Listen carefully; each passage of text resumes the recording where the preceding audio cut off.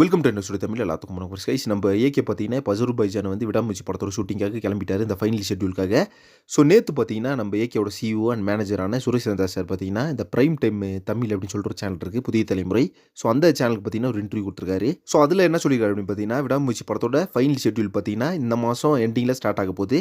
அது பார்த்தீங்கன்னா ஒரு 30 டேஸில் ராப் ஆயிரும். அதை முடிச்சுட்டு படத்தை வந்து கண்டிப்பாக தீபாவளிக்கு ரிலீஸ் பண்ணுறாங்க அப்படின்ற மாதிரி தான் சொல்லியிருக்காரு. ஸோ எஸ்டர்டே ஃபுல்லாக பார்த்தீங்கன்னா இந்த ஒரு நியூஸ் அப்படின்றது பயங்கரமாக ட்ரெண்ட் ஆகிட்டு இருந்துச்சு சோஷியல் மீடியாவில். ஸோ படத்தோட ஃபுல் ப்ராஜெக்ட் ஒர்க்லாம் முடிகிற வரைக்கும் பார்த்தீங்கன்னா படத்தோட அஃபிஷியல் அப்டேட் அப்படின்ட்டு பார்த்தீங்கன்னா எதுவும் கொடுக்க மாட்டாங்க. இன்டர்வியூஸோ எதுவுமே நம்மளுக்கு கிடைக்காது. இந்த மாதிரி பார்த்தீங்கன்னா மேகசின்ஸ்க்கோ இல்லை வந்து டிஜிட்டல் அப்டேட் தான் வச்சு கொடுத்துட்டுப்பாங்க.